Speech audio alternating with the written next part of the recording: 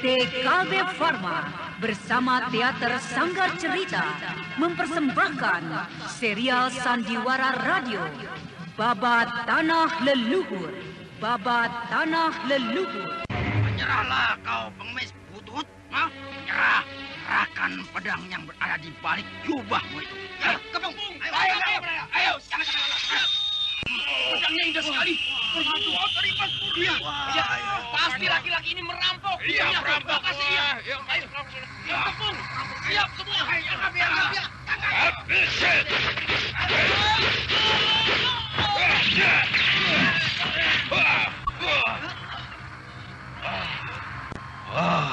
Mana lagi, ha?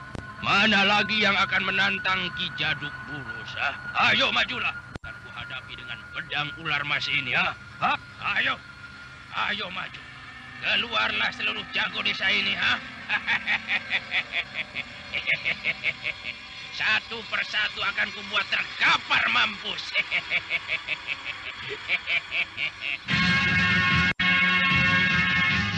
Sebuah kisah kolosal dari tanah leluhur ratusan tahun yang silam yang diwarnai dengan kekerasan, ambisi, keserakahan, iri dan dengki serta cita-cita dan cinta anak manusia. Kisah besar ini didukung oleh artis-artis Sanggar Prativi.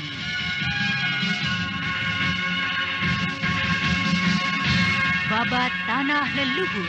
Kali ini dalam episode ke-18 dengan judul Pedang Ular Mas.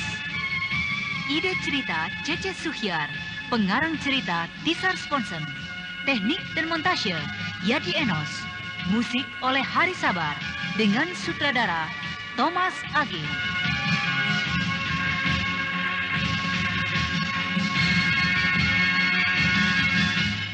Pada seri yang ke-26 ini menampilkan Idris sebagai Eyang Kaliman, Abud sebagai Pandai Ulung, Iwan Dahlan sebagai Ki Jaduk Bulus, dibantu oleh Benny dan Rifki. Pembawa cerita Neni Sumardi. Selamat menikmati.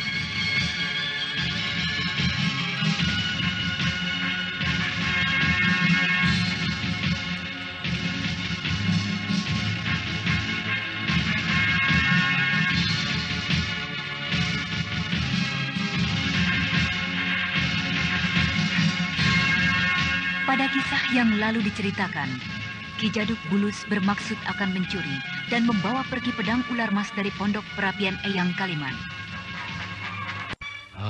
Ya, yang harus aku siapkan sekarang adalah tempat air. Tempat air besar itu akan kuisi penuh-penuh dengan Anda air. sekarang masih mendengarkan Sandiwara Radio di channel Memori 80. Telah membara itu. Ya, aku harus segera menyiapkannya. Sungai Cirampang tidak terlalu jauh. Aku harus cepat mengambil air dari sana. Dengan cepat, Ki Jaduk Bulus berlari menuju sungai Cirampang yang terletak hanya beberapa belas tombak dari pondok perapian pedang ular mas. Dan tak lama kemudian,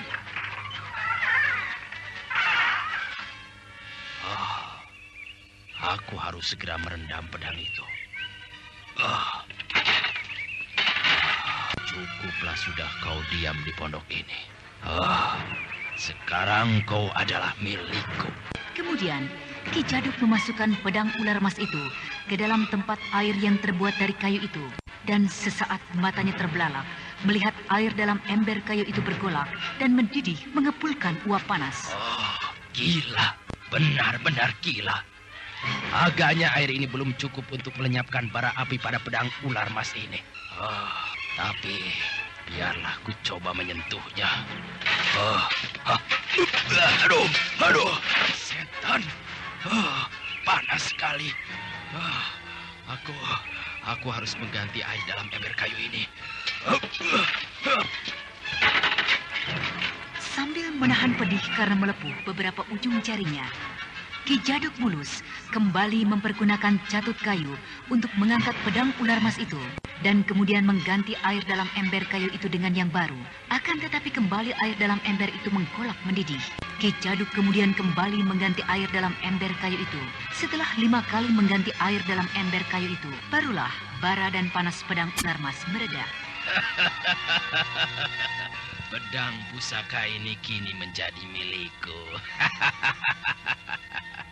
Aku harus segera meninggalkan tempat ini. Dan pedang yang kuning dan menarik perhatian ini akan kusembunyikan dalam jubahku.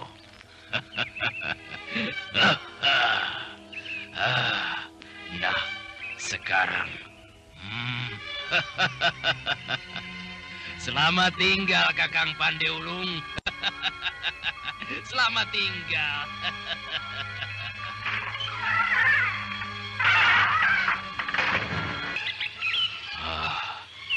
Aman. Tidak ada seorang pun di luar.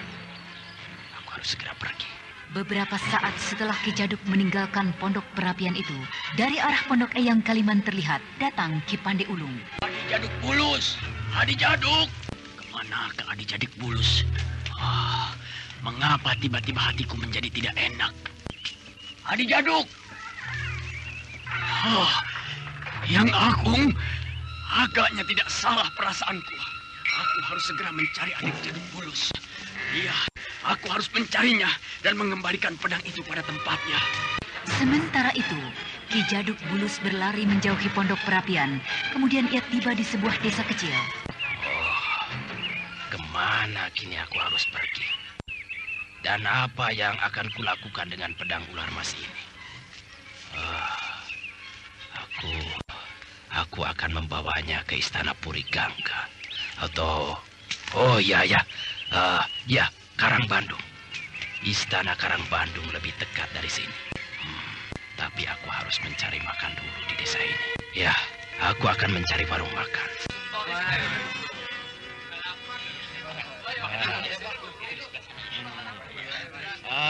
Permisi Kisanak. Aku terburu-buru meninggalkan rumah. Aku lupa membawa uang. Untuk itu sudilah kiranya Kisanak memberikan aku makan. Aku akan membayarnya kelak setelah aku menyelesaikan pekerjaanku di Karangbandung.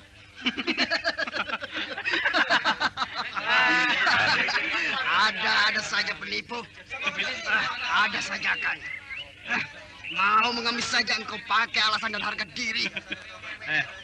Tunggu dulu Paman Rambit. Apa itu?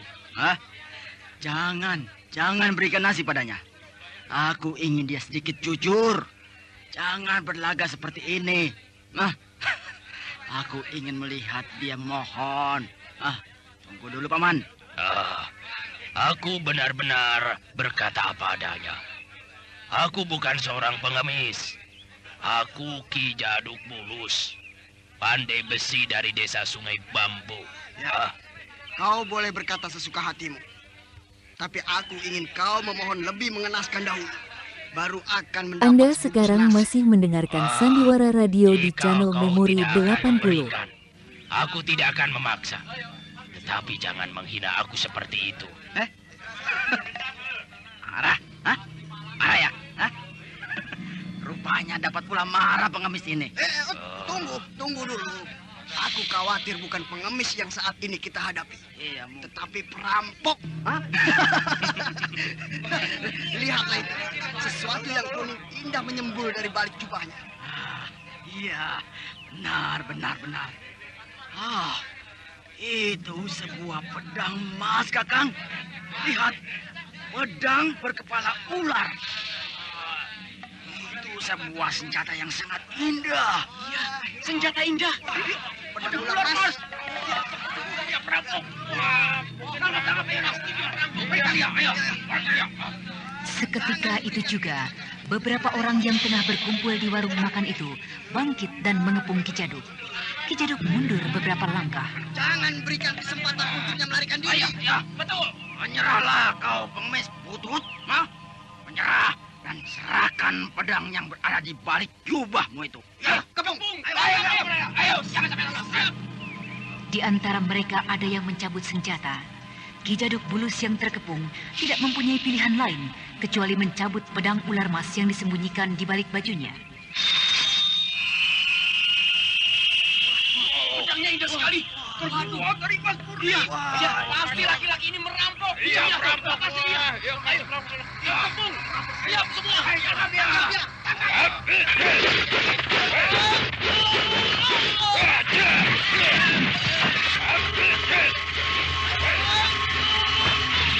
Ki Jaduk mengibaskan pedang ular mas di tangannya. Bagaikan jeritan hantu malam, pedang itu berciutan menerpa bangsanya. Jeritan kesakitan serta suara yang ditimbulkan oleh kibasan pedang ular mas berbaur beberapa saat mendirikan bulu roma yang mendengarnya. Dan Ki Jaduk pun bagaikan kesurupan, menggeram, menantang, dan sesekali tertawa meringkik sambil menepuk dada. Mana lagi yang akan menantang Ki Jaduk Bulus, ha? Ayo majulah. Akan kuhadapi dengan pedang ular mas ini, ha? Ayo. Ayo maju. Keluarlah seluruh jago desa ini, ha? Satu persatu akan kubuat terkapar mampus. Beberapa orang yang menyaksikan hal tersebut terpaku, diam mematung. Mereka menyadari akan bahayanya laki-laki yang tengah memutar-mutar pedang kuning keemasan itu. Beberapa saat kemudian, Ki Jaduk melangkah menuju warung dan kemudian melahap nasi yang telah disiapkan oleh pemilik warung itu. Sementara itu, pedang ular mas diletakkan di sampingnya, yang kini telah diwarnai oleh darah yang kemerah-merahan.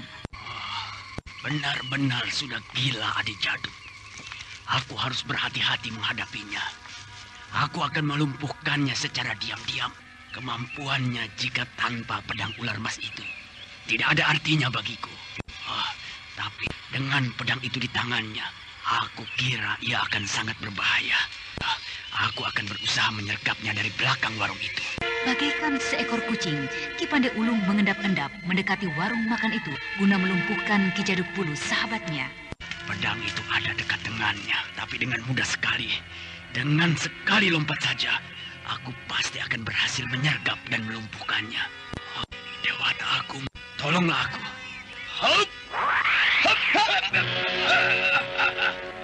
Tanpa banyak bicara lagi, Ki Pandai Ulung menyambar tubuh Ki Jaduk yang telah tidak berdaya, serta pedang ular mas yang berada di sisinya. Dan kemudian dengan cepat, ia berlari meninggalkan desa kecil itu dengan diikuti oleh pandangan beberapa penduduk desa tersebut. Kau. Lepaskan aku, Kakang Pandai Ulung. Lepaskan aku. Jangan bawa aku ke pondok kakek itu. Jangan. Lepaskanlah aku, Kakang. Lepaskan. Kau boleh membawa pedang itu, tetapi lepaskanlah aku, Kakang. Lepaskan. Semula aku memang berniat untuk memilikinya. Tapi aku menyadari bahwa pedang ini tidak boleh dipegang oleh mereka yang tidak mempunyai kekuatan batin yang tinggi. Aku telah melihat akibatnya. Kau telah membunuh 8 orang sekaligus. Apakah kau menyadarinya itu semua, Adik Jaduk? Tapi itu karena aku mempertahankan diri. Lepaskanlah aku, Kakak. Diamlah. Lepaskan. Jika memang kau ingin selamat dari hukuman kakek itu, aku akan mengembalikan pedang ini pada tempatnya dan kemudian meminta pamit pada kakek itu. Baiklah, Kakang Pandai Ulung. Baik. Terima kasih atas kebaikan. Nah, kita telah sampai. Masuklah cepat ke dalam. Bantu aku untuk menyiapkan perapian itu. Ayo cepat. Kemudian, kedua pandai besi itu membesarkan api yang mulai mengecil itu dan kemudian meletakkan kembali pedang ular mas itu seperti sedia kala.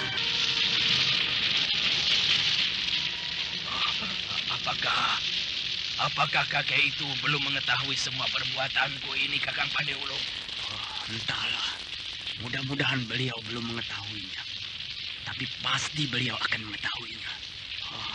Beliau pasti dapat merasakan dari panas api pedang itu yang telah kau ganggu. Tentu pedang ini akan menjadi keras kembali.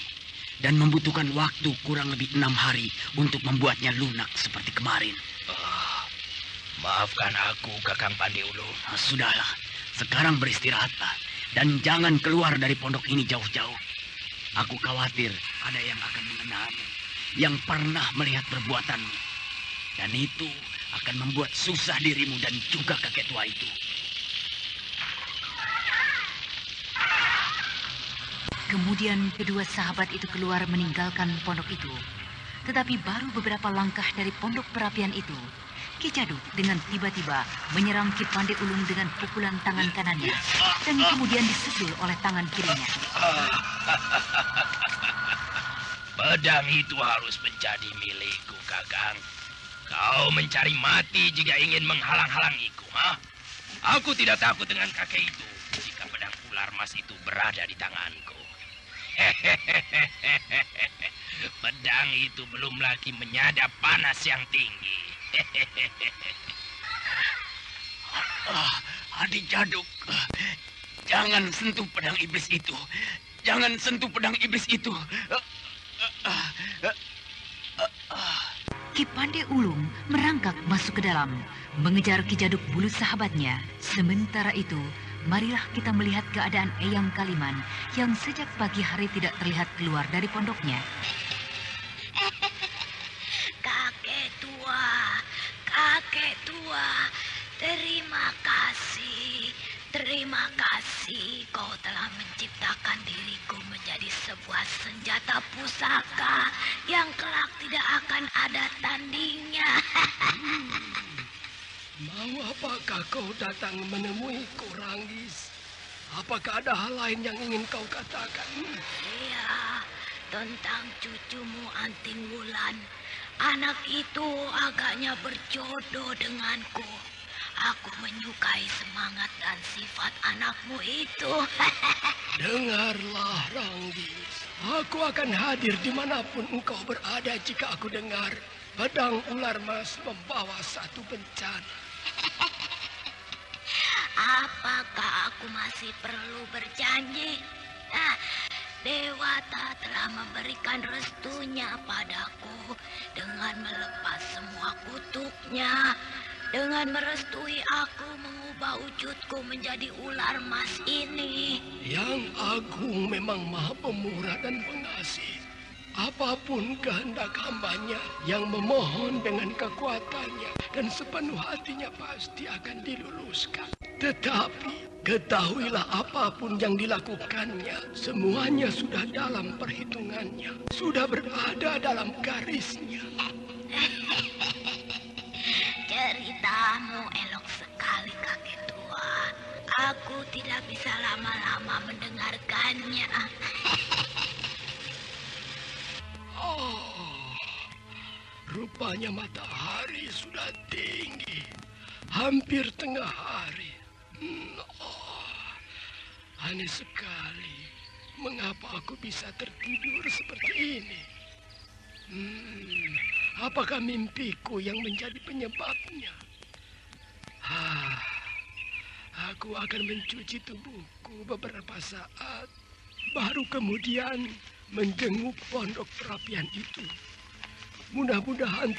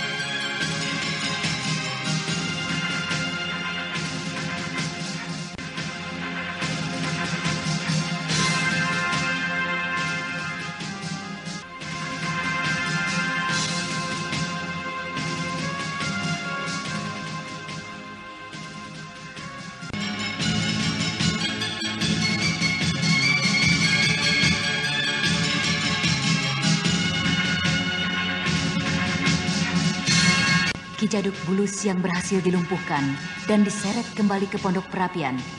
ternyata masih tetap memendam nafsu untuk memiliki pedang ular mas. Dan satu ketika saat Ki Pandai Ulung sahabatnya lengah, ia menyerang dan kemudian segera kembali ke pondok itu untuk segera mengambil pedang ular mas yang belum berapa lama diletakkan kembali di perapian. Akan tetapi belum lagi ia sempat mengambil pedang ular mas itu. Jangan sentuh pedang iblis itu, Adi Jaduk Bulus. Ingatlah, kau baru saja membunuh 8 penduduk desa dengan pedang itu. Kau mampu untuk bangkit kembali, Kakang Pandai Ulung. Jangan sentuh pedang itu dan dengar kataku. Kau tidak bisa menghalang-halangiku, Kakang. Kau tidak bisa. Tanpa pikir panjang lagi, Ki Jaduk Bulus yang ketakutan melihat kakangnya yang hadir kembali, segera menyambar pedang ular mas kembali telah membara. Aduh, panas. Panas sekali. Panas yang mulai membara di sekitar gagang pedang ular mas itu menyengat dan menghanguskan tangan Ki Jaduk. Akan tetapi Pandai Besi yang memang telah tergila-gila dengan pedang ular mas itu tetap menggenggamnya dan tidak melepaskannya. Minggir kau, Kakang Pandai. Minggir, atau ayo minggir cepat. Lepaskan segera pedang itu, Adi Jaduk. Lepaskan sebelum habis seluruh daging di telapak tanganmu. Lepaskan. Tidak, minggir. Kau benar-benar mencari penyakit, ha? Rasakan ini pedang ular masku, ha?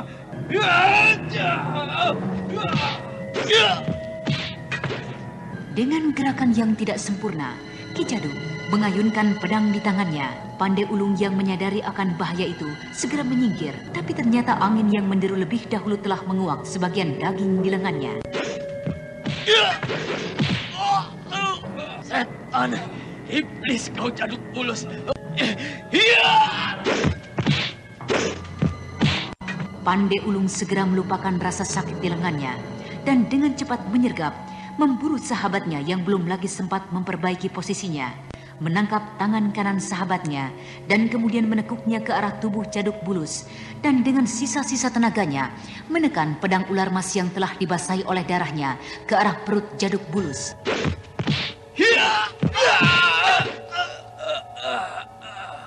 Pedang ular mas menusuk tembus perut Ki Jaduk Bulus.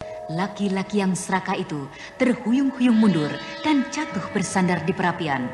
Bagian tubuh di atas dimakan api yang berkobar, sementara Ki Pandai Ulung dengan tertatih-tatih mendekati sahabatnya dan kemudian mencoba melepaskan pedang yang menancap di tubuh Jaduk Bulus.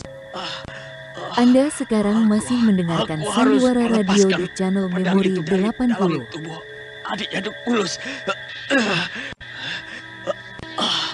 Darahku rupanya benar-benar terperas habis dari luka yang menganga ini.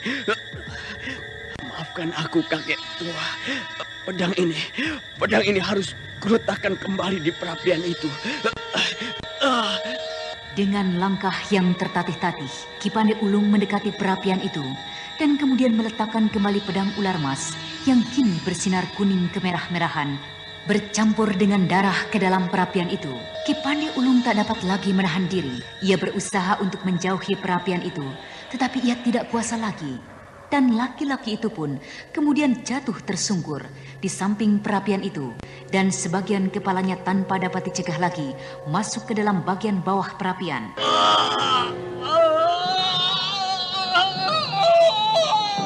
Pedang ular mas melintang kembali di atas perapian. Sinar dan lidah api menjilat-jilat kembali di seputar dirinya.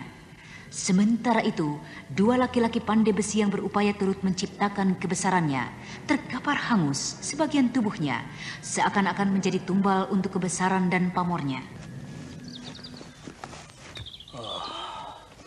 Mengapa sepi sekali?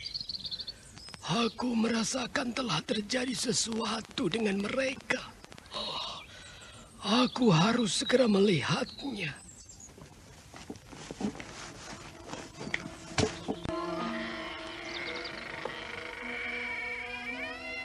Oh, Yang Agung, apakah sebenarnya yang telah terjadi? Apakah pedang itu mulai mengambil kurban?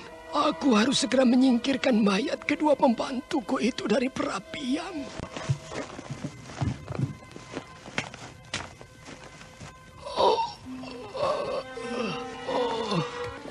Yang Agung, apakah yang telah terjadi dengan kedua pembantuku ini? Kemudian, kakek tua yang waskita itu memejamkan matanya, mengheningkan cipta, memohon petunjuk dari Hyang Agung. Beberapa saat kemudian ia membuka matanya sambil menghembuskan nafasnya. Nafsu dan iblis adalah dua hal yang selalu berjalan beriringan. Yang Agung menciptakan, memberikan nafsu pada manusia adalah untuk kepentingan dan kenikmatannya. Sejauh manusia itu sendiri mampu menguasai dan membatasinya. Dengan nafsu itu, iblis mampu meniupkan dan membisikkan angkara murka, harga diri, martabat yang tak dapat diletakkan secara tepat pada tempatnya akan menimbulkan keangkuhan dan kesombongan. Dan dari kesombongan itu, iblis akan mampu meniupkan pada manusia perselisihan hingga pertikaian yang dapat menjadi pertumpahan darah. Dan kesemuanya itu bertitik tolak dari nafsu yang tidak dapat dikuasai oleh manusia. Akan tetapi Yang Agung, yang pemurah itu pun menciptakan akal pada manusia. Akal yang memberikan suatu jalan pada manusia untuk menghindarkan semua langkah-langkah menuju angkara murka. Oh, damai. Damailah selalu, wahai manusia kaumku. Damai, damailah selalu. Eyang Kaliman yang arif itu menyadari apa yang terjadi dengan dua orang pembantunya, Ki Pande Ulung dan Ki Jaduk. Tetapi setelah menguburkan dua jenazah pembantunya, ia kembali termenung. Tetap masih ada sesuatu yang tersamar yang tidak mampu untuk ditembusnya, tidak mampu untuk diketahuinya. Oh, Yang Agung, yang maha mengetahui dan maha sempurna. Hanya Engkaulah yang maha segala-galanya. Aku hanyalah manusia biasa yang lemah dan buta. Aku tidak mengetahui apa yang kau ketahui. Aku tidak mendengar apa yang kau dengar. Aku tidak melihat apa yang kau lihat. Akan tetapi, berilah aku petunjuk. Berilah aku pandangan ke depan apa yang harus aku lakukan dengan benda ini. Yang Agung, yang maha sempurna dan maha mengetahui. Aku mohon petunjukmu. Apakah cucu Anting Wulan kelak akan sanggup untuk menguasai pedang ini? Pedang ular emas ini. Aku merasakan akan hadirnya bencana dari benda ini. Berilah aku petunjukmu, Yang Agung, yang maha sempurna. Eyang Kaliman mencoba mencari petunjuk untuk menembus masa depan dari cucunya. Akan tetapi berulang kali ia mencoba, tetap tidak mampu menembusnya. Pandangannya menjadi kabur. Tak ada lagi yang dapat diraihnya.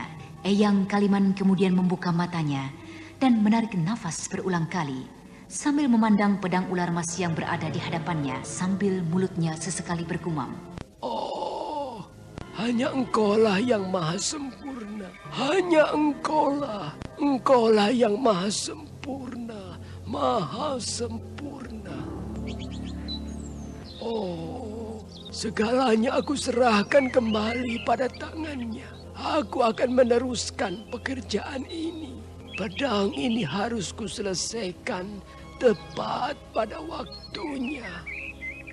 Kemudian Eyang Kaliman meletakkan kembali pedang ular emas itu di atas perapian. Setelah itu, kakek tua itu bersila tak jauh dari perapiannya.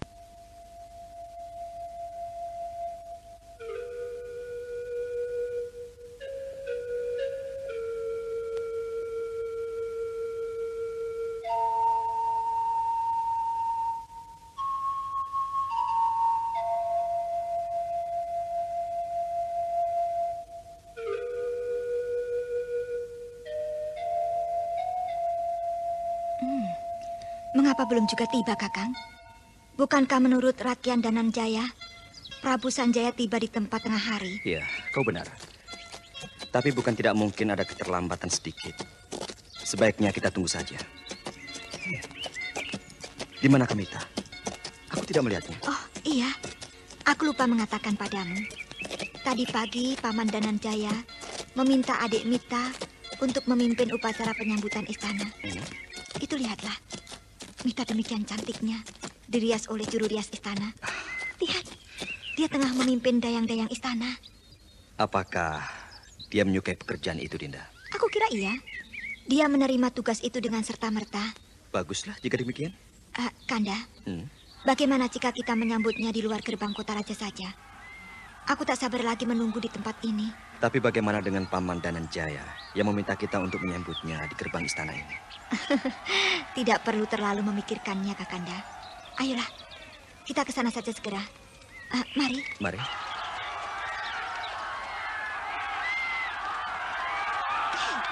Lihatlah itu, Kanda. Sang Prabu rupanya baru saja tiba di gerbang kota raja. Aku akan segera menemuinya, Kanda. Hidup Sang Prabu Sanjaya! Hidup Sang Prabu Sanjaya! Hidup Mataram! Selamat tuanku. Terimalah sembah bakti saya. Rupanya engkau kembali. Pelausan Purigangga dan Balitung sudah di tangan kita. Dan kini aku tengah menunggu jawaban dari kerajaan Lingga Buana serta Lumajang. Ayolah kita kembali. Tapi hamba mohon maaf, karena terlalu terlena dengan urusan lain. Aku percaya dengan kalian berdua.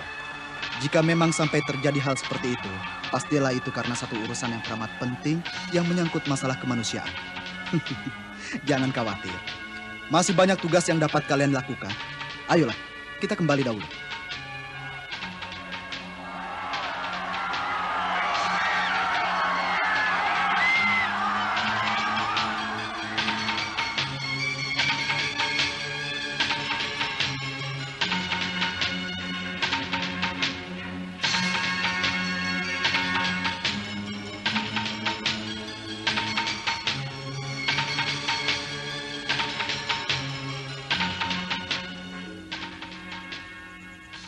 Agaknya Dewata benar-benar melindungi aku.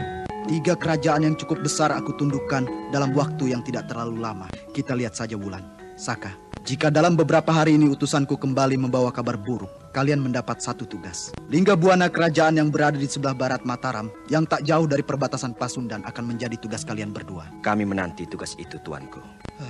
Tugas kita adalah tugas yang sangat mulia. Aku ingin menyatukan seluruh kerajaan di tanah Jawa ini, bahkan sampai ke seberang. Aku ingin menciptakan satu kekuasaan yang besar, damai, dan sejahtera. Satu kuasa, satu tangan, tidak akan menimbulkan selisih. Bukankah demikian, Saka? Wulan? Benar, tuanku. Dengan demikian tidak akan ada lagi peperangan di antara mereka. Perdamaian di tanah ini segera akan tercipta. Nah, jika begitu kau bantulah aku dengan seluruh tenagamu. Dengan seluruh upayamu. Hamba berdua akan melakukannya, tuanku. Siapa itu, Saka? Benarkah itu seorang penari istana? Mengapa aku tidak pernah melihat sebelumnya? Itu rupanya maksud tuanku. Gadis yang paling muda itu. Itu adalah kemenakan kami. Oh, kemenakanmu? Siapa dia? Namanya maksudku. Paramita, tuanku. Namanya adalah Paramita. Paramita. Sebuah nama yang indah. Nama yang indah. Anak itu manis sekali. Nanti hamba akan mengenalkannya pada tuanku. Dan lagi dia akan tinggal di sini. Selamanya jika tuanku mengizinkannya. Oh, tentu. Tentu saja aku mengizinkannya, Saka. Apakah aku dapat berbicara dengannya sekarang? Semuanya tergantung dari tuanku. Baiklah, panggillah dia ke sini. Adik Mita, datanglah kemari. Sri Baginda ingin bertemu denganmu.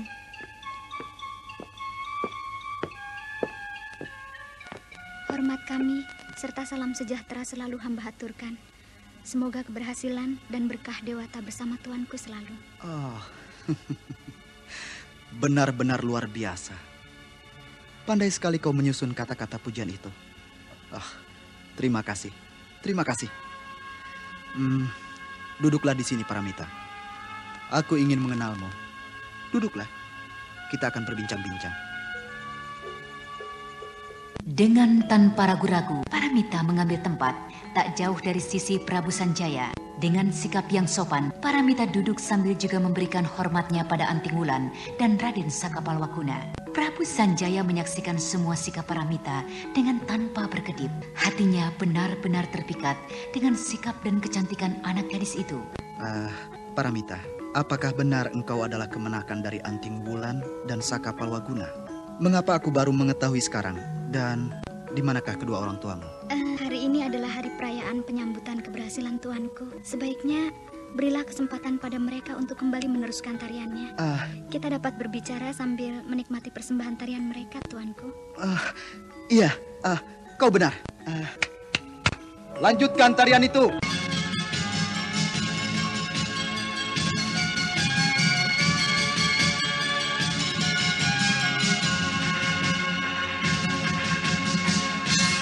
Anting Wulan maupun Saka Palwaguna juga terpaku melihat sikap dan keberanian dari Paramita. Sikap agung seorang putri yang tanpa canggung diperlihatkan Paramita.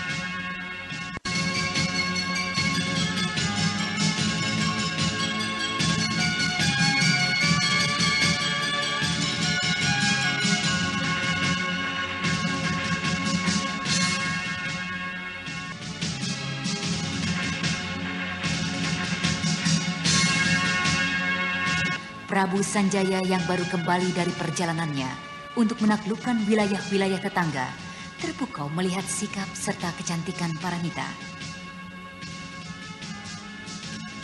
Hari ini adalah hari perayaan penyambutan kedatangan Tuan, penyambutan kemenangan Tuan. Karena itu, berilah kesempatan pada mereka untuk meneruskan tariannya, Tuan. Kita dapat berbicara sambil menikmati persembahan tari mereka. Iya. Kau benar. Lanjutkan tarian kalian. Sesungguhnya lah, hamba ini adalah anak Prabu Jaya Suntana, penguasa Karangsedana yang kini tersingkir, tuanku. Kau adalah seorang putri? Putri Paramita? Lalu di manakah ibundamu? Apakah ia masih hidup? Hamba kini yatim piatu, tuanku. Ibunda hamba sudah sejak lama tiada. Dalam pengembaraan, hamba mendapat satu kesulitan dan Kak Wulan telah menolong hamba, yang kemudian membawa hamba kemari untuk tinggal bersama-sama dengannya. Kasihan sekali engkau, Paramita. Begitu malangnya nasibmu, nasib seorang putri keraton. Jika begitu adalah tepat sekali kalau kau tiba di Mataram. Tinggallah di sini. Kau bukan lagi sekedar tamu di sini, tetapi adalah putri istana Mataram. Karena pada dasarnya engkau memang seorang yang berdarah biru. Terima kasih, tuanku. Terima kasih atas kebaikan budi, tuanku. Nanti akan aku sampaikan pada Rakrian Dananjaya tentang hal pengangkatan itu. Ayo, temanilah aku minum, Paramita. Engkau juga, Wulan. Saka, mari. Prabu Sanjaya begitu tertarik, bahkan tergila-gila pada Paramita. Dan mulai saat itu, Prabu Sanjaya sering menemui Paramita, mencari-cari alasan untuk berbicara berdua. Hingga pada suatu hari, 5 hari setelah kembalinya sang Prabu ke Mataram.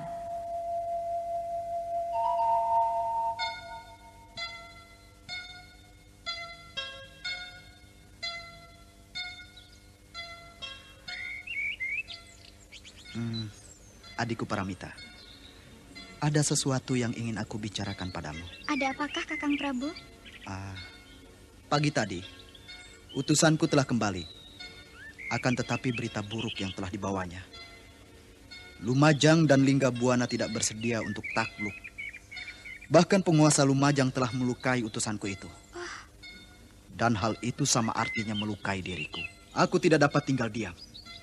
Aku akan bertindak untuk mencuci malu, menebus hinaan itu. Lumajang memang sangat keterlaluan, Kakang Prabu. Jika memang Kakang Prabu mengizinkan, saya ingin sekali turut menggempur Lumajang dan juga Linggabuana. Tidak perlu, Dinda Paramita. Aku tidak mengizinkan engkau turut dalam peperangan ini. Kau adalah seorang putri. Tinggallah baik-baik dalam istana ini. Bantulah Paman Dananjaya mengawasi pemerintahan di sini. Dan kedatanganku menemuimu ini adalah hendak meminta izin pergi menyerbu. Aku tidak dapat bersabar lagi. Besok pagi-pagi, 2 kekuatan akan kukirim. 1 pasukan akan kupimpin untuk menggempur dan menghajar Lumajang, sedangkan pasukan lainnya dipimpin oleh Saka dan Wulan menggempur Linggabuana. Berangkatlah Kakang Prabu. Saya bangga hadir dan tinggal di Istana Mataram ini bersama-sama dengan Kakang Prabu, seorang raja besar tiada tanding, pantang dihina. Saya akan menanti Kakang Prabu. Semoga Kakang Prabu kembali dengan selamat. Juga Kakang Saka dan Kak Wulan kembali dengan selamat. Dan kelak kita akan kembali merayakan kemenangan itu dengan lebih meriah lagi. Siapkanlah itu semua, adikku. Aku akan kembali ke istana ini sebelum hari kelima tiba. Demikian juga pasukan yang lainnya yang menyerbu Linggabuana. Jagalah baik-baik dirimu, adikku. Aku akan menjumpai Saka dan Wulan untuk menjatuhkan perintah keberangkatan esok hari. Silakan Kakang Prabu.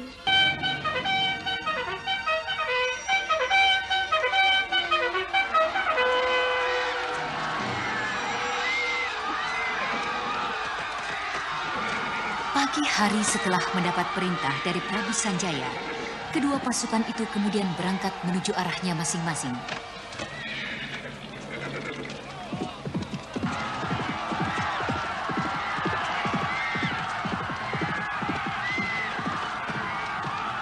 Prabu Sanjaya menuju Lumajang yang terletak di sebelah utara Mataram, sedangkan Linggabuana yang terletak di sebelah barat Mataram digempur oleh pasukan yang dipimpin oleh Anting Wulan dan Raden Sakapalwaguna. Baginda Sanjaya menghendaki kita tiba kembali di Mataram dalam waktu hari, atau setidak-tidaknya 5 sesudah hari ini. Kita akan memasuki kota raja bersama-sama. Kita akan berusaha tiba lebih cepat, Kanda. Kita akan tebus keterlambatan kita membantu Baginda Sanjaya dengan pekerjaan yang lancar ini. Iya.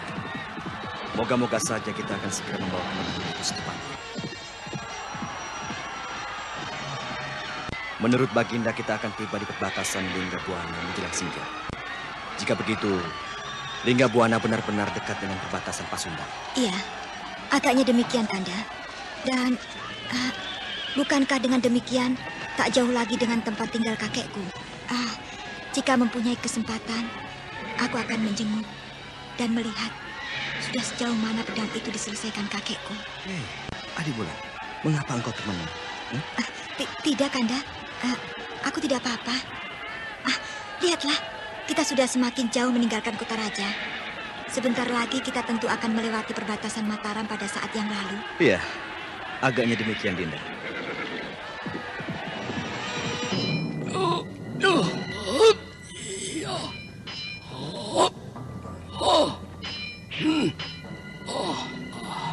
Sisi tajam pedang ini sudah cukup sempurna. Tinggal bagian gagang yang akan kulengkapi dengan kuratan serta ukiran. Aku akan mengkurat huruf-huruf suci, kalimat puja-puji pada Dewata Agung, agar kelak cucu mengingat selalu diriku dan mampu mengendalikan pedang ini dengan kekuatan diri pribadinya. Lelah sekali. Hampir 1 hari 1 malam aku bekerja siang malam. Aku akan beristirahat beberapa saat. Baiknya, aku tetap saja di sini. Aku akan bersemedi mengumpulkan tenaga kembali. Rasa kelelahan yang teramat sangat tak dapat dilawan lagi oleh Eyang Kaliman. Kakek sakti yang sudah terlampau tua itu akhirnya tertidur lelap dalam semedinya. Terima kasih, Kek. Terima kasih. Kau telah menciptakan ular emas ini menjadi sebuah pedang yang indah dan sakti. Pedang yang sangat bagus. Bagus sekali. Berhati-hatilah kau mempergunakannya, Wulan. Pedang itu sangatlah berbahaya. Jangan kau buat main-main, Wulan. Eyang, aku hanya ingin mencobanya. Bukankah ini kali pertama aku bertemu kembali dengan ular emasku yang telah berubah menjadi pedang yang indah, pedang ular emas. Wulan, berhati-hatilah. Hentikan permainanmu itu, Wulan. Wulan, hentikan. Hentikan, simpan kembali pedang itu.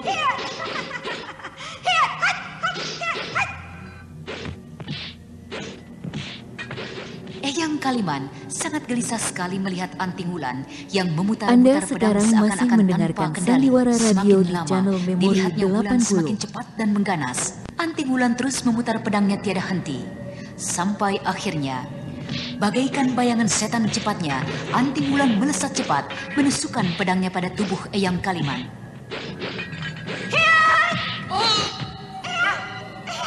Aku tidak sengaja ya.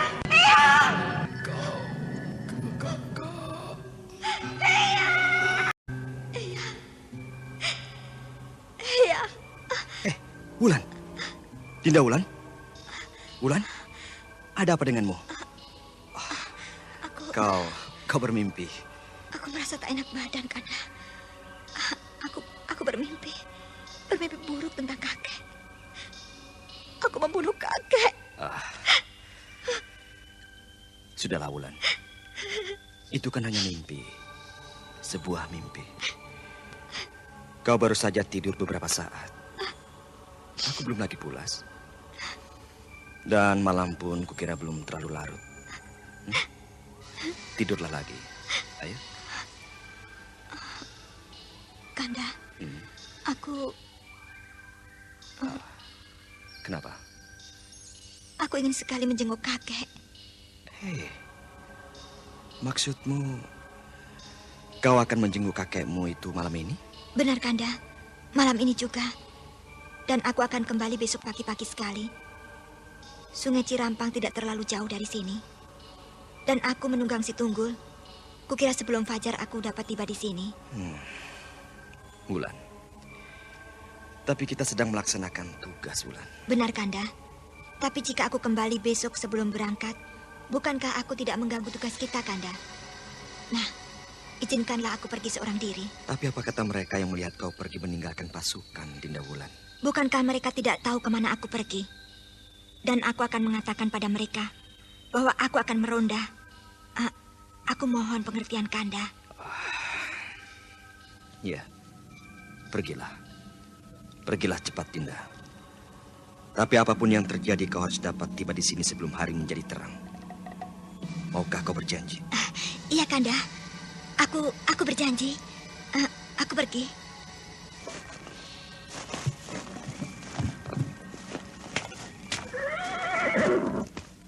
Sebagaimana yang telah diduga oleh Saka Palwaguna, terbukti bahwa peronda itu menanyakan kepergian pimpinan mereka. Aku akan meronda dalam garis yang lebih luas. Aku akan memeriksa petugas-petugas kita yang beronda. Kalian bertugaslah baik-baik.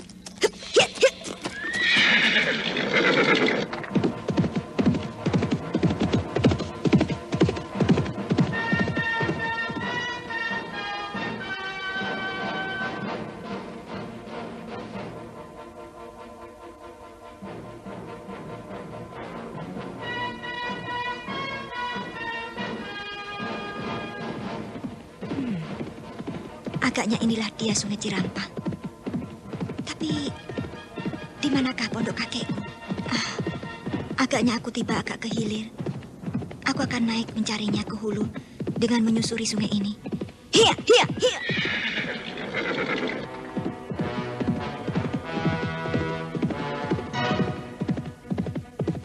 Ternyata dugaanku tidak salah lagi. Itu pasti pondok kakek. Hiya, hiya.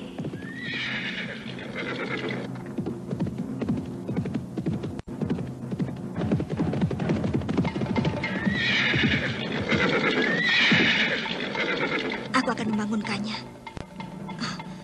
Maafkan aku, Kek.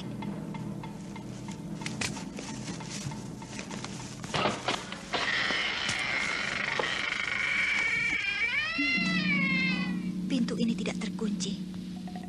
Kek! Kek! Kakek! Mengapa tidak ada jawaban? Di mana kakek? Kek!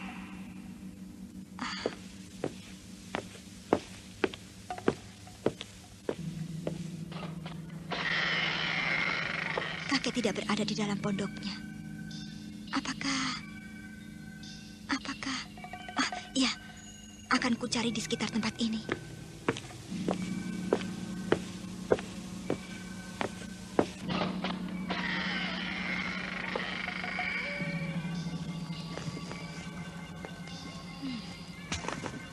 Aku akan mencari berkeliling.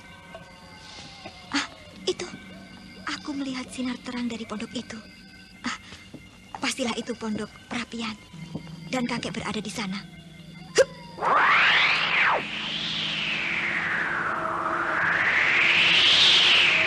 Anting Wulan yang tak sabar lagi melesat cepat menuju pondok kecil yang bersinar terang kemerahan. Dan ketika ia tiba di pondok itu,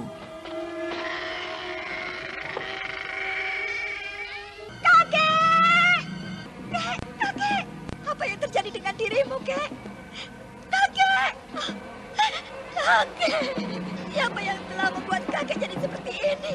Aku akan membunuhnya. Aku akan membunuhnya. Pedang ular emas. Iya, ini pastilah pedang ular emas.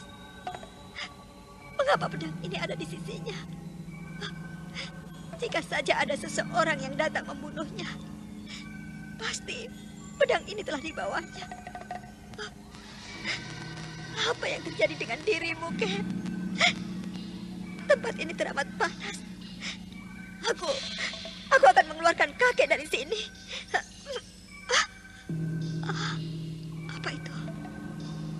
Sebuah rontal tergenggam di tangan kakek. Cucuku Wulan, aku sudah terlalu tua.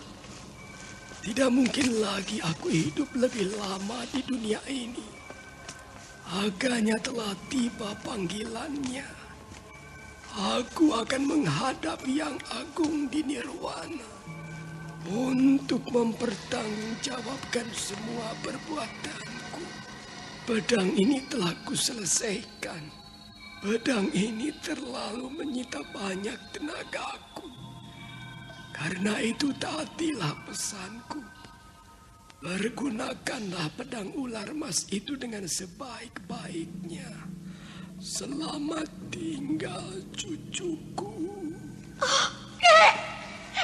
Kakek! Akulah yang telah membunuhmu. Aku telah membunuhmu, Kek. Maafkan aku, Kek. Maafkan aku yang telah menyusahkan dirimu.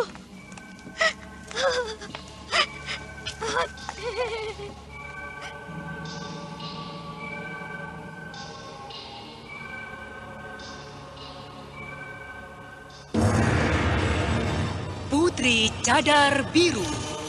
Putri Cadar Biru. Nah, sekarang katakan, di mana pemuda Mataram itu?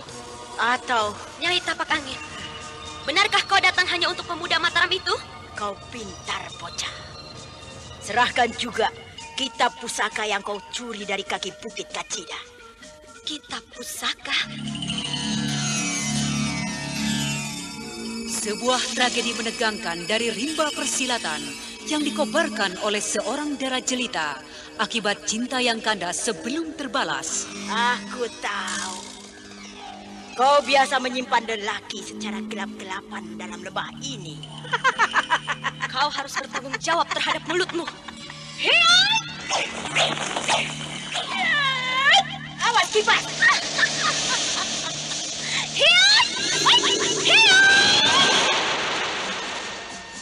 Putri Cadar Biru. Dialah si Ratu Lembah Cacar yang ditakuti oleh setiap kesatria karena ketinggian ilmunya, namun sekaligus dikagumi karena kecantikannya. Ikutilah serial Sandiwara Radio Putri Cadar Biru di radio kesayangan Anda ini.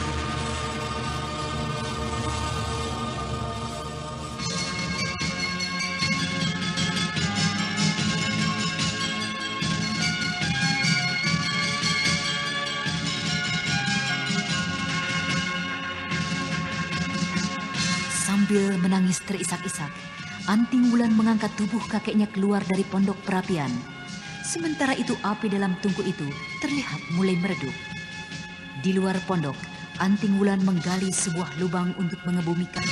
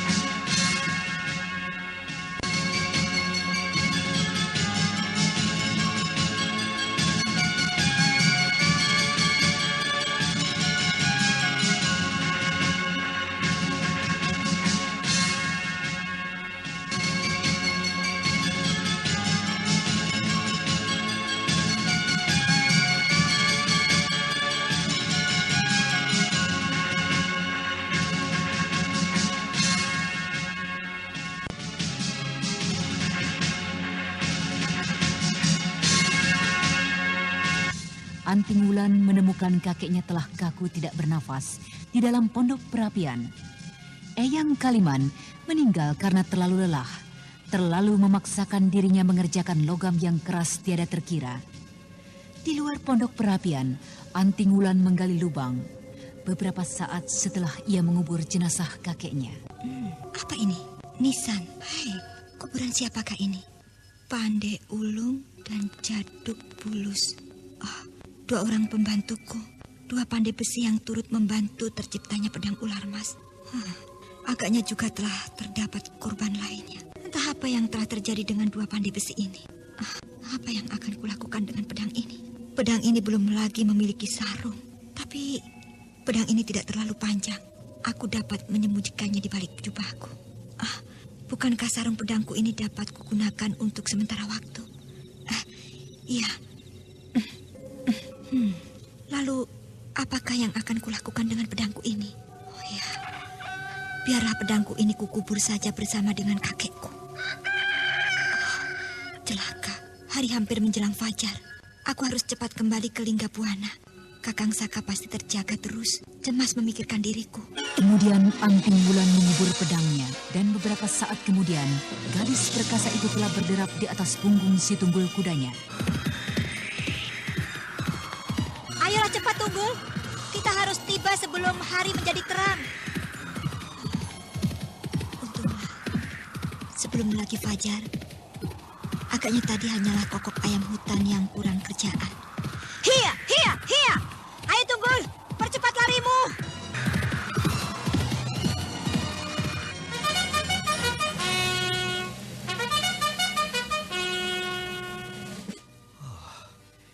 Di mana istriku Wulan? Apakah telah terjadi sesuatu dengannya di perjalanan?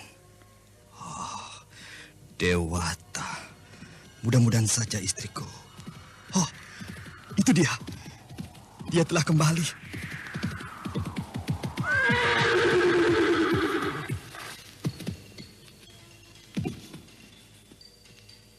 Apakah aku terlambat, Kanda Saka? Iya, engkau terlambat, Dinda.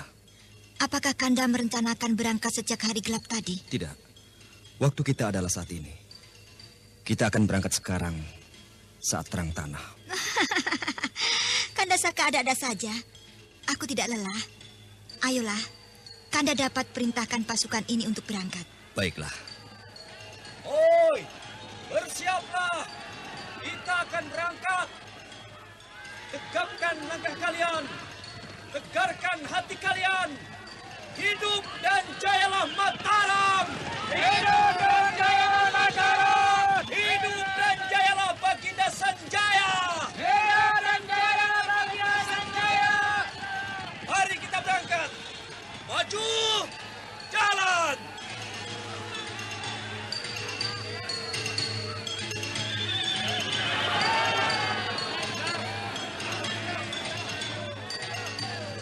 Bagaikan ular raksasa yang bangkit dari tidurnya, pasukan besar itu mulai bergerak, berderap memasuki wilayah Linggabuana.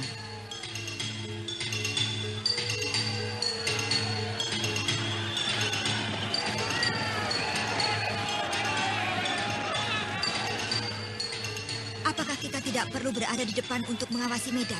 Tidak perlu, Dinda. 3 rombongan berada di depan pasukan besar ini. Masing-masing rombongan terdiri dari 5 prajurit. Mereka yang akan melakukan hal tersebut.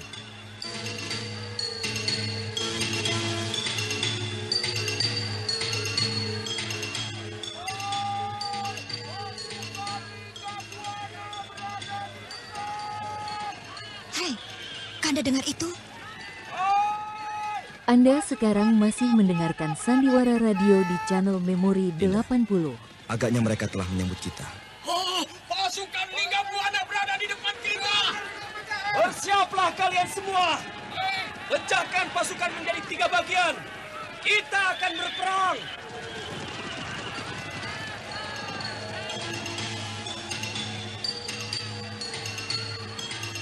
Sesuai dengan rencana, pasukan itu pun kemudian bergerak memecahkan diri menjadi 3 kelompok. 2 bagian memecah beberapa belas tombak ke kiri dan kanan, dan mereka adalah pasukan panah yang bertugas menggebrak dan mengacaukan pasukan lawan dari kiri dan kanan. Sementara itu, pasukan inti tetap berada di tengah berderap cepat, dan beberapa saat kemudian, di sebuah tanah lapang yang luas, sejumlah besar pasukan dari Lingga Buana telah menanti mereka. Sekali lagi, atas nama junjungan kami Prabu Sanjaya, kami memberikan kesempatan pada Lingga Buana untuk menyerah. Menyerahlah dan bergabunglah bersama-sama dengan Mataram untuk membina sebuah kebanggaan besar. Tidak ada kata menyerah bagi kami, Lingga Buana. Kami sudah mendengar ambisi dari Sanjaya, dan kami menantangnya. Kami semua sudah siap untuk mempertahankan tanah kami, kedaulatan kami. Ayo, majulah prajurit-prajuritku, serbu mereka!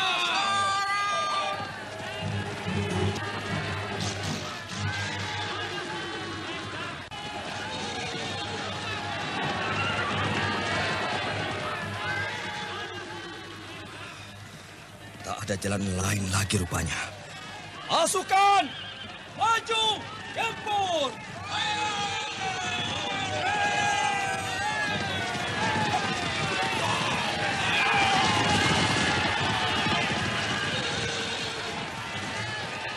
Perang besar pun tak dapat lagi dielakkan.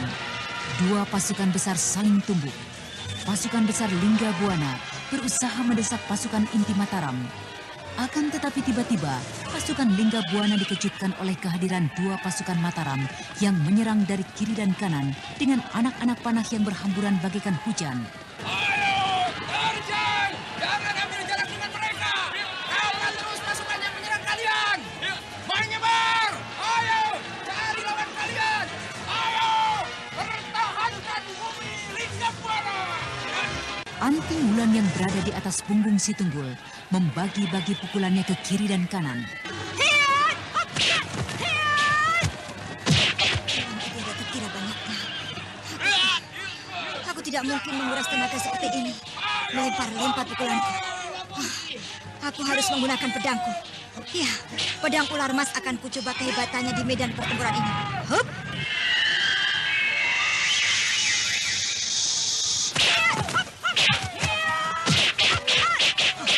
Benar, dengan pedang ini, aku dapat menghemat tenaga. Aku hanya perlu menyentuhnya saja. Hai!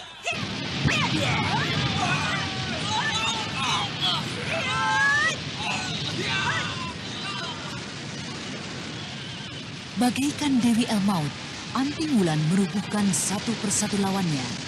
Dan bagaikan tidak sadarkan diri, Anting Wulan melesat meninggalkan kudanya dan kemudian terus berkelebat ke sana ke sini.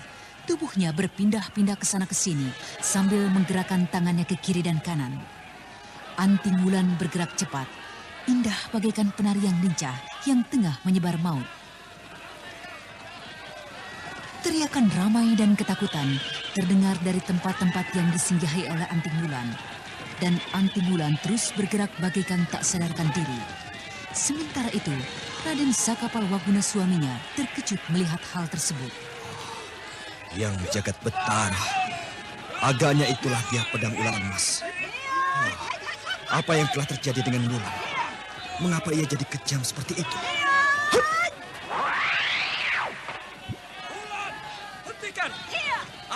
lakukan? Sarungkan pedang itu. Ada apa, Kanda? Bukankah kita tengah berperang? Bulan, sarungkan pedang itu. Lumpuhkan mereka dengan tangan kosong. Dengar kata-kataku. Baiklah, Kanda.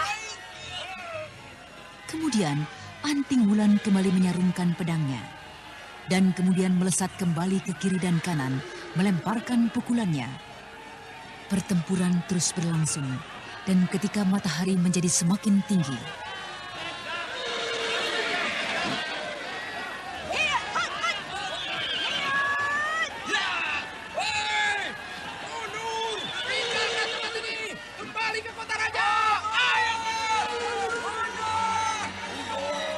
Dinda Wulan, apa sebenarnya yang terjadi dengan dirimu?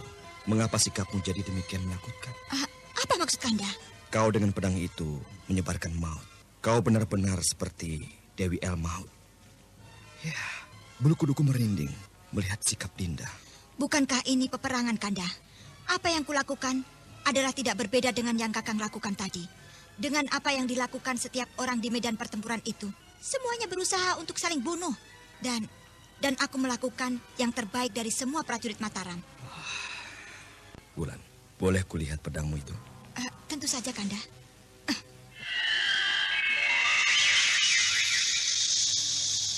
Ini. Bulu kuduku merinding, Dinda. Benar-benar merinding. Agaknya pedang ini mempunyai perbawa yang kotor dan menyeramkan. Apakah kau tidak merasakannya? Kau tidak merasakan perbawa aneh dari pedang ini? Hei, kenapa kau diam saja, Wulan? Iya, Kakanda benar. Pedang ini memang mempunyai perbawa yang aneh. Dan seakan-akan mengandung satu misteri yang menyeramkan. Tahukah Kanda, kakek Kaliman telah tewas. Tewas? Bagaimana itu bisa terjadi? Siapa yang sanggup membunuh kakek sakti itu? dengan terpatah-patah, Anting Wulan menceritakan seluruh peristiwa yang ditemuinya di Pondok Perapian. Raden Sakapalwaguna berdebar tegang mendengar semua cerita itu. Dan kemudian... Iblis, benar-benar pedang iblis.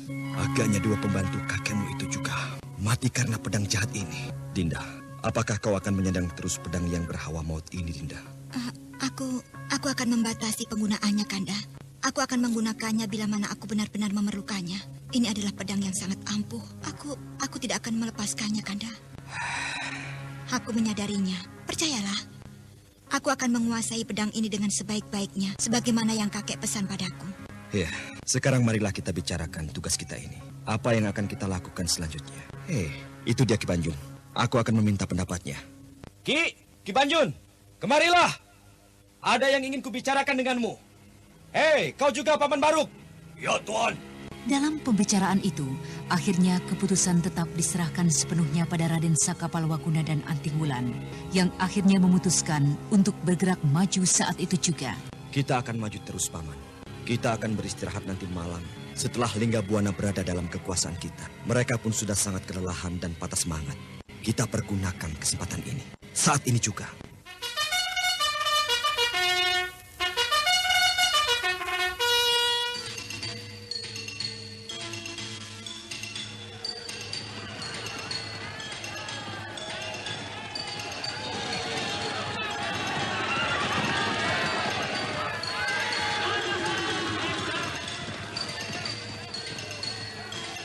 Dalam waktu yang tidak lama, pasukan Mataram itu telah berderap kembali, bergerak menuju kota Raja Lingga Buana. Dan ketika hari menjelang sore, pasukan itu telah tiba di gerbang istana.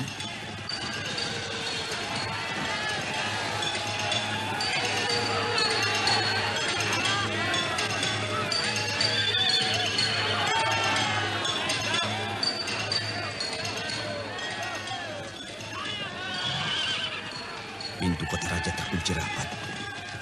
Aku akan mencoba masuk dan membukanya.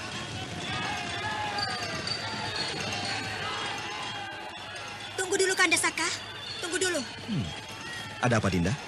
Kanda, bolehkah Dinda mencoba keampuhan pedang ini? Pedang ular emas? Iya, Kanda. Dinda rasa pedang ini akan mampu menghancurkan gerbang itu. Iya. Kukira kau boleh mencobanya pada gerbang itu. Tapi selekasnya sesudah itu sarungkan kembali. Kau kelak dapat menggunakan apabila menghadapi lawan yang sangat berat. Aku mengerti, Kanda.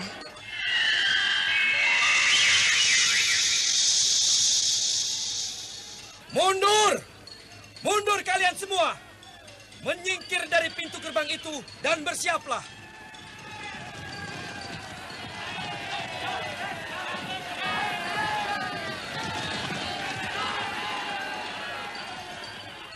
Perlahan-lahan, Anting Wulan mendekati gerbang kayu yang besar dan sangat tebal. Pedang ular mas yang berada dalam genggamannya diangkat tinggi-tinggi. Para prajurit Mataram yang mengerti akan maksud dari Anting Wulan menahan nafas, memandang dengan perasaan ragu. Aku akan mencobanya, Kanda. Lakukanlah, Dinda. Hup! Hiat! Hiat! Hiat! Hup! Hup! Hup! Hiat!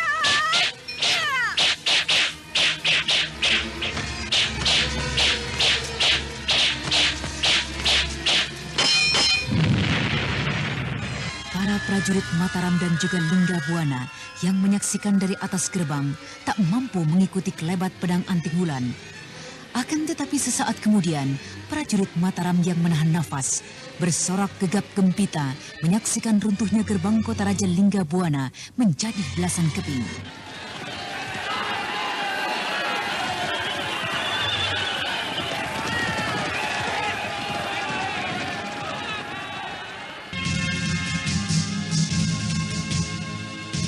Dan bersamaan dengan itu, terdengar aba-aba untuk menyerang.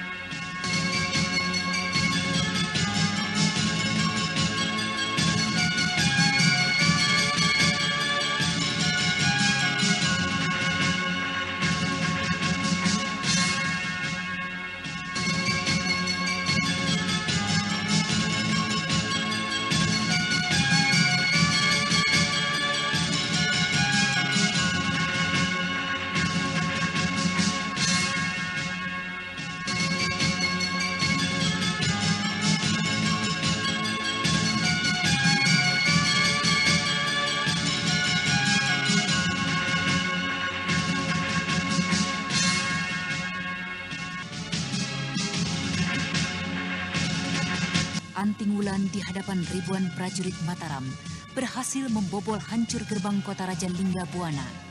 Dan bersamaan dengan bobolnya gerbang itu, teriakan dan sorak-sorai prajurit Mataram berderai gegap gempita. Akan tetapi di lain pihak, prajurit Lingga Buana semakin runtuh mentalnya. Maju! Terjang kota Raja Lingga Buana! Kuasai istana! Ayo, serang! Wulan, kuasai istana agar pertempuran ini menjadi cepat selesai. Baik, Kanda. Hup, hiat, hiat. Ayo Tunggul, terjang dan terus masuk. Hiat, wait, wait, hiat.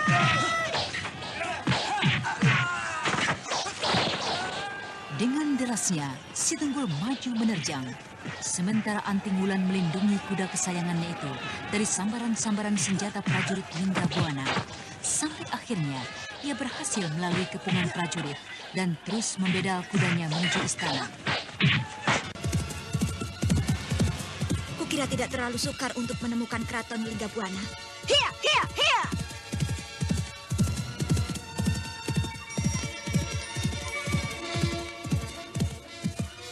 Hup, berhenti Tunggul!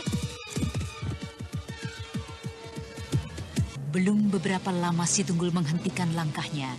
Dari depan gerbang istana melayang 4 bayangan yang langsung menubruk Anting Wulan. Hup, hiya! Berhenti. Siapakah kalian ini? Aku Prabu Lingga Musti dan mereka adalah 3 pengawal utamaku. Apa maumu, ha?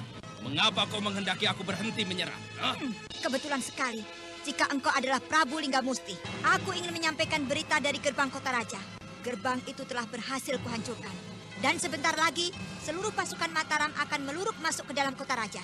Tetapi sebelum prajuritmu hancur, aku ingin menawarkan satu kemungkinan terbaik untukmu. Dan untuk prajurit-prajuritmu. Menyerah? Apa maksudmu? Menyerah? Jika begitu yang kau inginkan, ini, terimalah. Hiya! Hiya! Hiya! Hiya! Gabung! Bantu kawanmu itu jagal batu. Karupak, ayo bantu cepat. Ketiga pengawal utama kini mengepung kembali dan bersiap menyerang Anting Wulan. Akan tetapi tiba-tiba mereka dikejutkan oleh derap kuda yang datang ke arah mereka.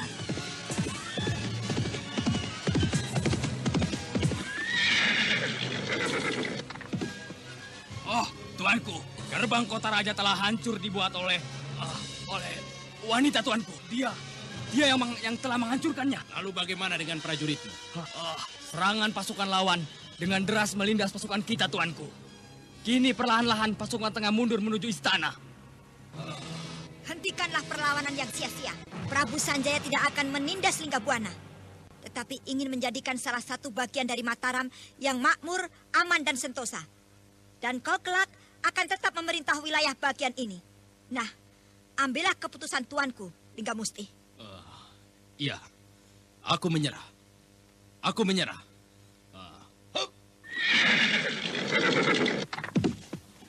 Ayolah Nona, kita menuju gerbang dan menghentikan perlawanan pasukanku. Iya.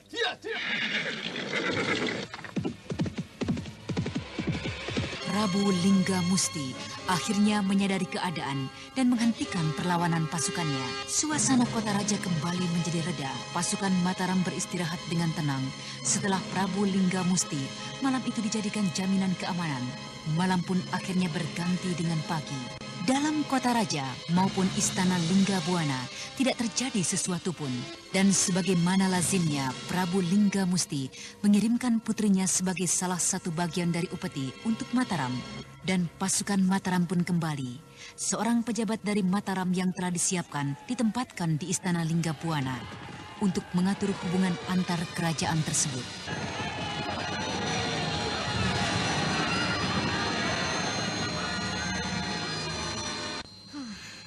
Ini hari yang ketiga, Kanda. Prabu Sanjaya menghendaki kita bersama-sama memasuki kota Raja Mataram.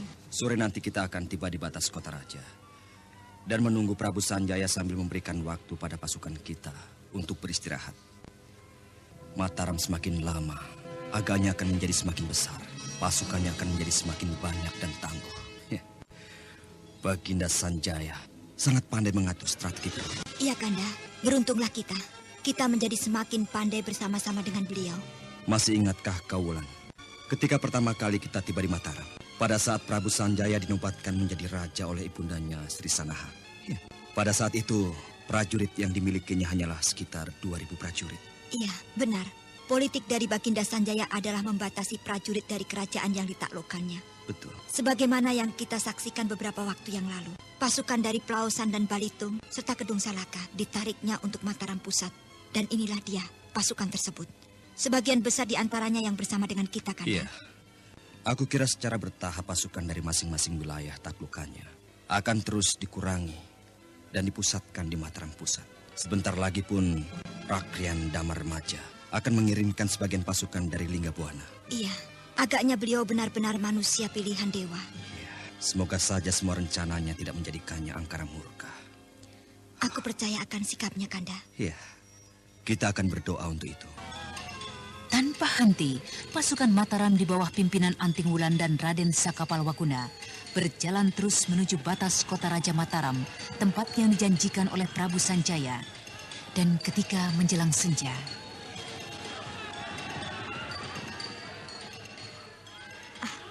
Kanda Saka, lihatlah itu di depan. Yang agung. Baginda Sanjaya dan pasukannya telah tiba lebih dahulu. Oh, apakah ia sudah berhasil menaklukkan Lumajang? Hidup!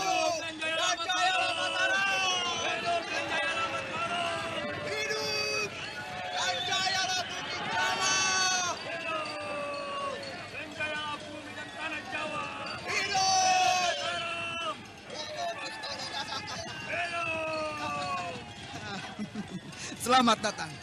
Selamat datang wahai pahlawan-pahlawanku. Selamat datang wahai kemenangan, wahai kebesaran. Datanglah. Datanglah terus kemari wahai pahlawan-pahlawanku. Sembah bakti dan hormat, serta rasa kagum hamba yang tiada terkira untuk tuanku. Selamat atas keberhasilan tuanku. Tuanku telah tiba lebih dahulu dari kami. Kau pun telah tiba lebih dahulu dari dugaanku semula. Marilah beristirahat di tendaku. Aku dan pasukanku juga belum lama tiba di sini. Tetapi mungkin makanan sudah dapat segera disiapkan untuk pasukanmu. Mari Panglimaku. Malam itu juga, seorang utusan telah dikirim menuju Istana Mataram untuk memberitahukan tentang kembalinya 2 pasukan yang membawa kemenangan. Dan pagi harinya setelah merasa cukup beristirahat, pasukan gabungan itu kembali ke Mataram. Hidup Mataram! Hidup Sanjaya! Hidup Sanjaya! Hidup!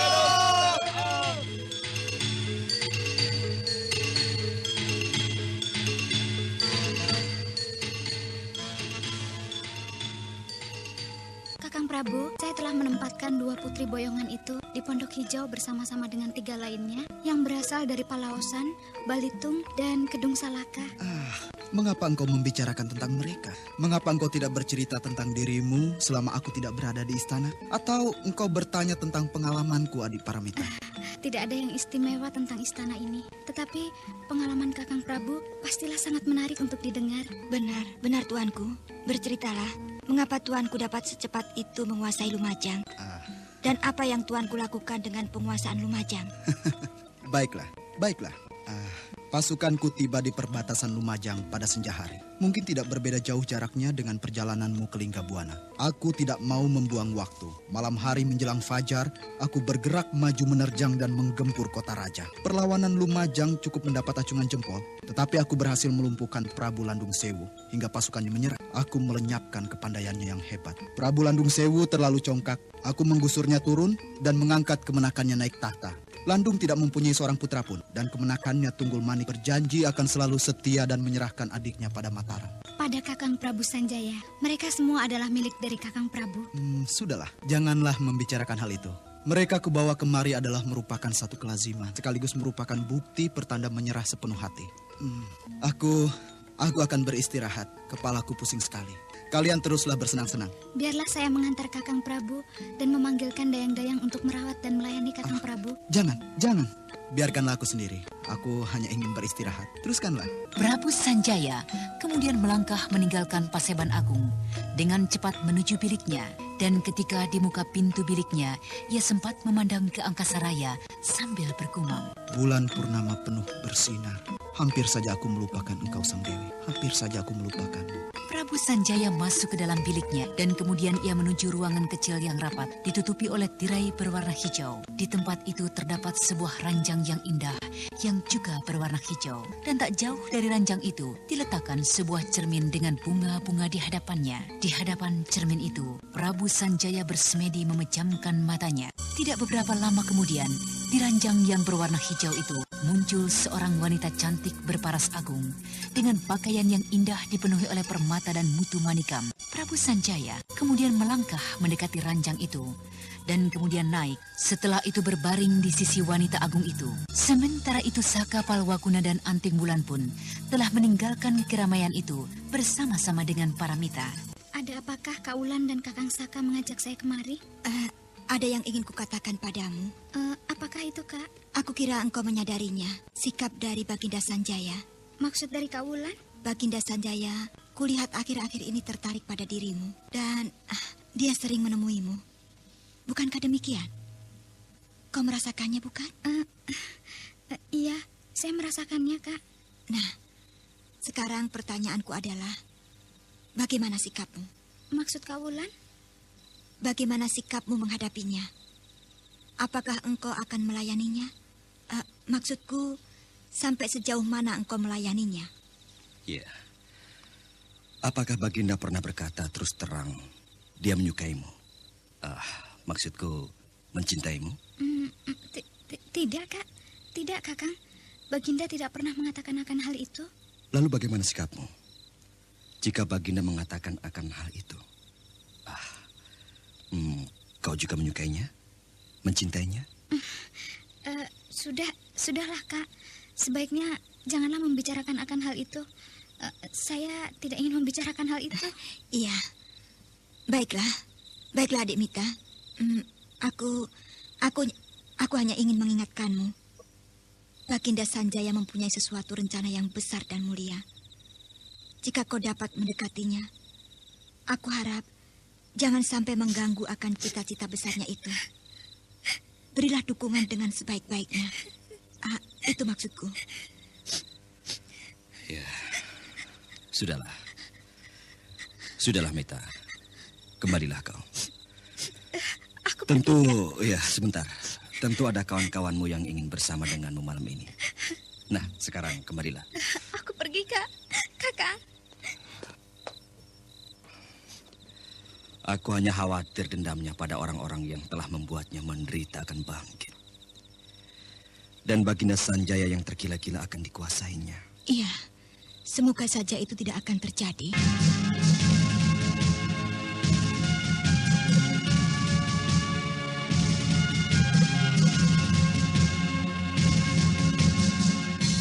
Anting Wulan dan Saka Palwaguna kemudian kembali menikmati keramaian itu. Sementara Prabu Sanjaya pada malam purnama itu, sebagaimana janjinya pada sang dewi penguasa Laut Selatan yang juga guru dan kekasihnya, bergelut memadu kasih. Nah, para pendengar sekalian, apakah yang akan terjadi selanjutnya? Sikap para mita terhadap Prabu Sanjaya, dan bagaimana pula keterlibatan tokoh-tokoh lama kita, Raden Karmapala, Cerangkong Hidup. Untuk mengetahui jawabannya, ikutilah kisah Babat Tanah Leluhur ini yang dipersembahkan oleh PT KB Pharma bersama Teater Sanggar Cerita di radio kesayangan Anda. Sampai jumpa.